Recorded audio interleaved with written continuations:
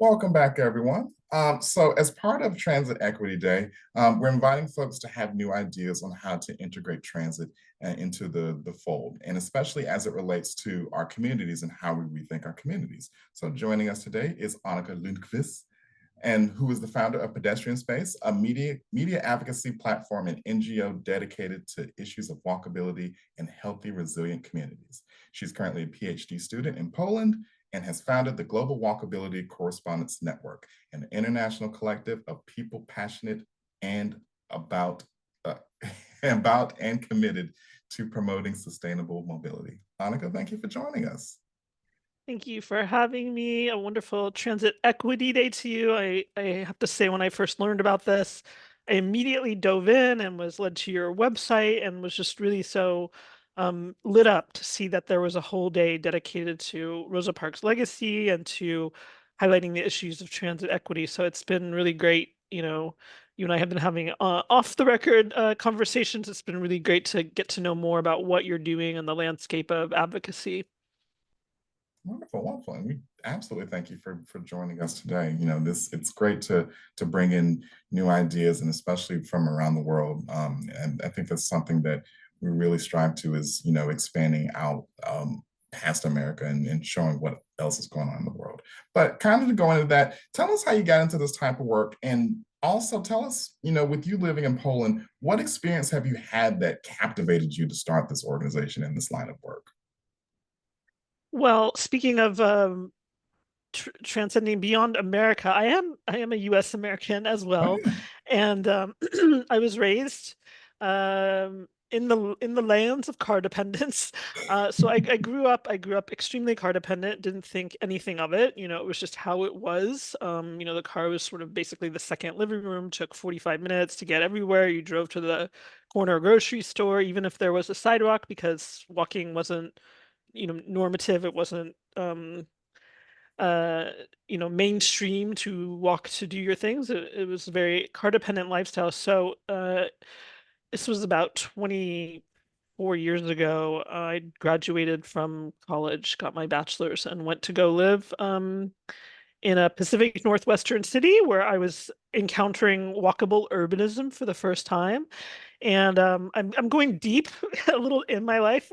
I'm going deep, but when I look at like the seeds of how this got started, it really goes back into those deep memories. And then even deeper than that, I grew up in the States, but would travel in the summers with my father and to Sweden, to southern Sweden, where he was from.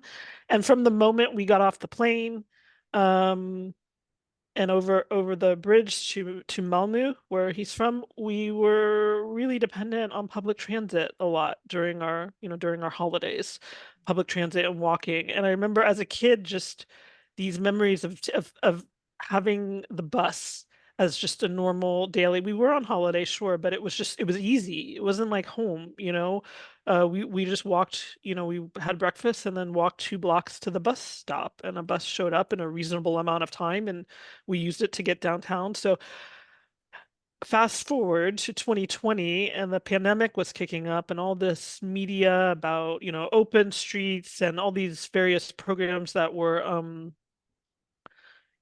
responding to the various issues of the pandemic and restrictions to space and movement and creative ways to use space due to pandemic restrictions. And something just lit up in me, and I said, you know what? This walkability issue. This is what weaves together so many of my important memories, my life experience, my personal love for walking, which I think is very important to bring to advocacy, even though we're dealing with a lot of issues where people indeed do not have quality pedestrian space and infrastructure. It doesn't mean that that passion maybe isn't there. And I think it's really important to reference that passion because it connects to physical health, mental health, emotional health, you know. When you're in a mood, like what fixes you or what heals you. For me, it's always been going for a walk, and now having lived in environments where I can do that, recognizing how it affects my quality of life. So bringing that all together, in 2020, right, the pandemic was kicking up, and I just decided to start Pedestrian Space at Pedestrian Space on Instagram. just a little old Instagram account. I thought, you know what? I'm ready to find out who's doing what in this area. Like what municipalities are even present on social media and using social media as a channel to discuss public space and urbanism and public transit. And then also myself discovering what's going on in the landscape of walkability advocacy. And it kept going, and a year later, I started the website because I realized I need more space to tinker around. And then a year after that, in early 2022, I started the Global Walkability Correspondence Network, which we're now at over 270 members across the world, across the Americas, Europe, Middle East, Asia, Oceania, Africa, because unfortunately, walkability has its issues everywhere. There is no country or society that is left untouched by issues of problems with walkability. And when I say walkability, I'm also, for me, public transit is a huge dimension of that. Um, we need a safe, quality, affordable, clean public transit for communities for them to really be, I believe, resilient, healthy, walkable communities.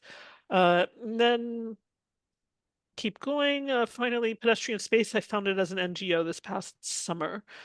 So, in a nutshell, that's how we're here. And experiences I've had that captivated me. Well, I guess just like you and I are of the tribe of people who I think are mobility minded. We're the people that could, go out for a coffee and talk about transit for hours. And not everybody is like that. We all have things that make us tick. But what gets me so excited is that while a lot of people might find talking about mobility boring or public transit, it's like not something you necessarily talk about for fun. It's like what you do, or it could be what you do that's a nuisance because your community hasn't afforded really great public transit. But for those of us who are really, I think, motivated by these topics and working with them, you can see how I think we all light up when we talk about transit. And I think that is so important for this space as well. The passion that we bring to transit, because transit connects us all. We're all human, and in all of our societies, we need to move for our daily needs, and that transit really affects our quality of life. And also with issues of climate action and environmental issues.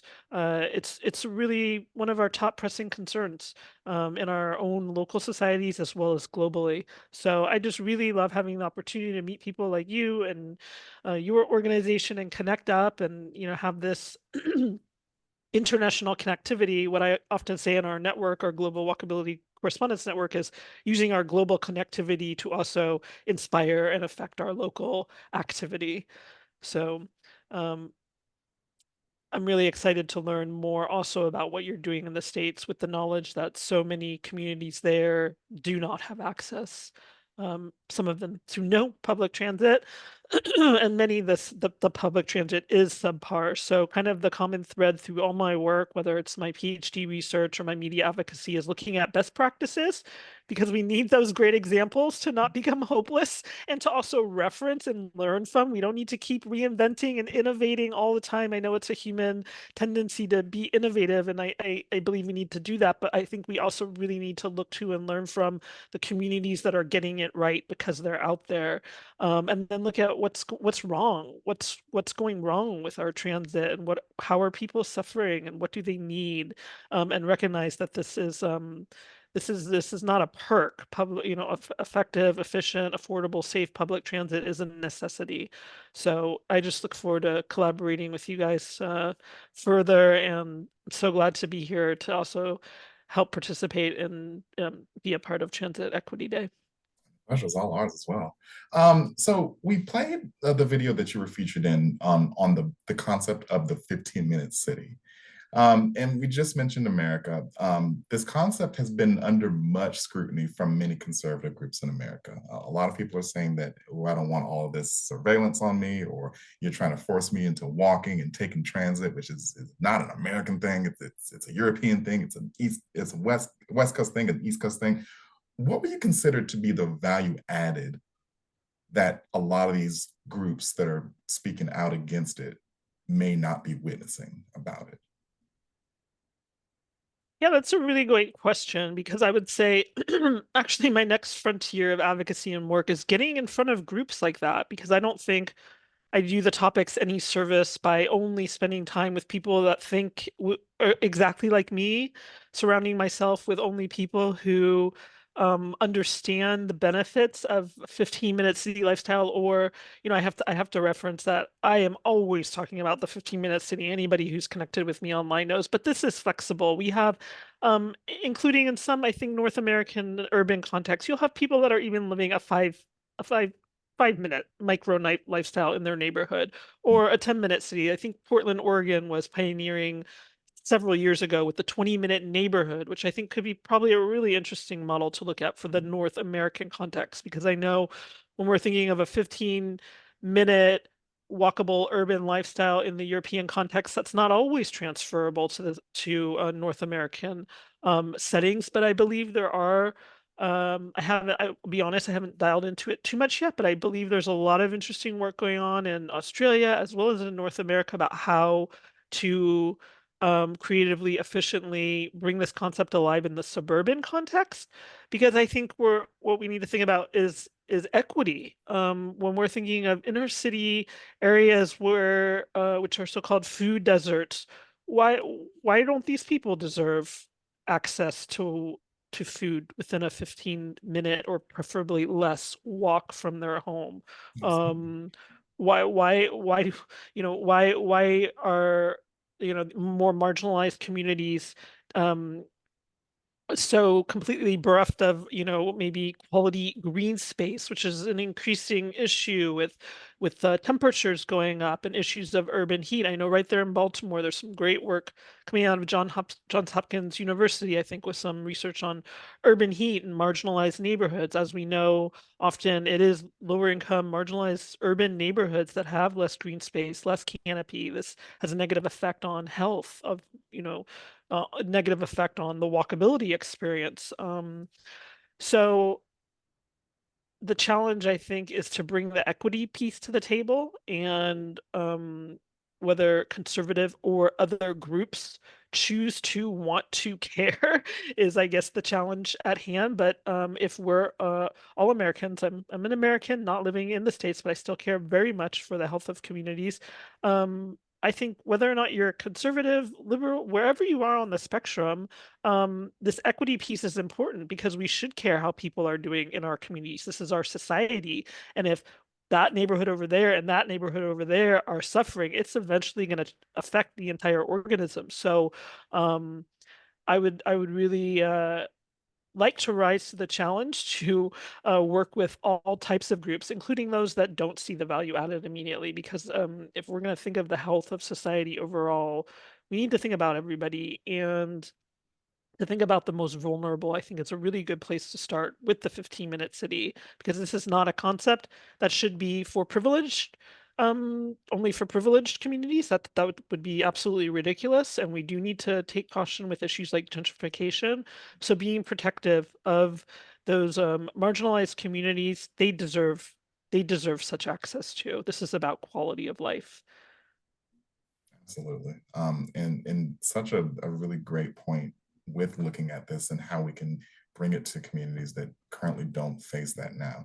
There are many concepts of this, and I've explained this, with where I lived in Atlanta, of being able to walk everywhere, to the hardware store, to the grocery store, to uh, a place to get cookies, and then just being able to have a release, a therapeutic release of just being able to walk and successfully do all of my